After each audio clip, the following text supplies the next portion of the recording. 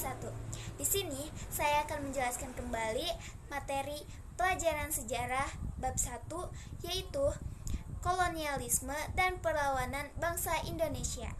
Langsung aja kita bahas ya. Nah, sebelum kita bahas, coba deh jawab dulu satu pertanyaan ini. Apa sih dampak kolonialisme di Indonesia dan masih relevan gak sih di masa sekarang? Terus kalian tahu gak rempah-rempah apa aja yang asli Indonesia? Kalau tahu, kalian sadar gak sih kalau rempah-rempah kita tuh dulu bisa sampai mengubah peradaban dunia? Dari dulu, sebelum bangsa Eropa datang Nusantara, udah dikenal banget jadi penghasil rempah-rempah loh. Rempah-rempah ini bukan cuma buat bumbu masakan aja, tapi juga buat obat-obatan dan pengawet makanan. Orang Arab, Cina, India, sampai Eropa udah pakai rempah-rempah ini dari dulu. Apa sih kolonialisme itu? Kata kolonialisme itu asalnya dari koloni, yang artinya wilayah atau daerah jajahan. Jadi kolonialisme itu usaha suatu negara buat memperluas kekuasaannya ke luar wilayahnya. Tujuannya ya buat menguasai ekonomi, sumber daya alam, sumber daya manusia, bahkan politik negara yang dijajah. Nah, kolonialisme ini ada beberapa macam. 1. Kolonialisme penjajahan. Negara-negara Eropa kayak Inggris, Belanda, Spanyol, Portugal, dan Prancis bikin koloni di banyak tempat. Mereka menguasai wilayah baru buat kepentingan ekonomi, politik, militer, juga buat dapat sumber daya dan pasar baru. Nah, yang kedua, kolonialisme perdagangan. Jenis ini lebih fokus ke eksploitasi sumber daya alam dan perdagangan.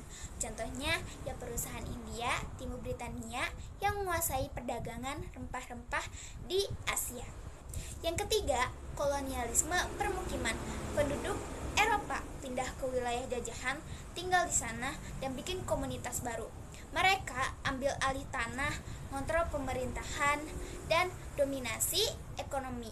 Contohnya, kolonialisme di Amerika Utara atau Australia. Keempat, kolonialisme budaya. Penjajah ini maksain nilai-nilai, bahasa, agama, dan budaya mereka ke penduduk lokal. Tujuannya biar penduduk jajahan ikutin budaya penjajah. Perlawanan bangsa Indonesia, bangsa kita gak tinggal diam kok. Banyak perlawanan yang muncul buat ngusir penjajah. Yuk kita bahas beberapa. Yang pertama, lawan Portugis di Malaka tahun 1511. Sultan Mahmud Shah dan pasukannya lawan Portugis yang udah ambil alih Malaka, salah satu pusat perdagangan maritim. Di Maluku, Ternate dan Tidore juga gak tinggal diam. Sultan Kirun memimpin perlawanan. Di Aceh, Sultan Iskandar Muda mengorganisir perlawanan sengit. Yang kedua, lawan VOC. Perang Banda tahun 1621 sampai 1622. Bangsa Banda yang terkenal sama rempah-rempahnya lawan VOC, tapi akhirnya mereka kalah. Pemberontakan Trunojoyo. Pada tahun 1674 sampai 1680, Trunojoyo, putra Sultan Agung, gak puas sama kebijakan VOC dan Raja Jawa. Perang Pandri awal abad 19 dipimpin Tuanku Imam Bonjol. Ini adalah gerakan Islam yang lawan campur tangan VOC. Perang Diponegoro pada tahun 1825 sampai 1830. Diponegoro memimpin perlawanan karena kebijakan VOC yang merugikan rakyat Jawa. Nah, itu tadi materi yang saya jelaskan atau yang saya mengerti dari materi sejarah.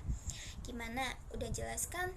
Jika memang ada yang masih salah atau masih ada yang kurang paham, tolong dimaafkan ya. Terima kasih. Wassalamualaikum warahmatullahi wabarakatuh. Dadah.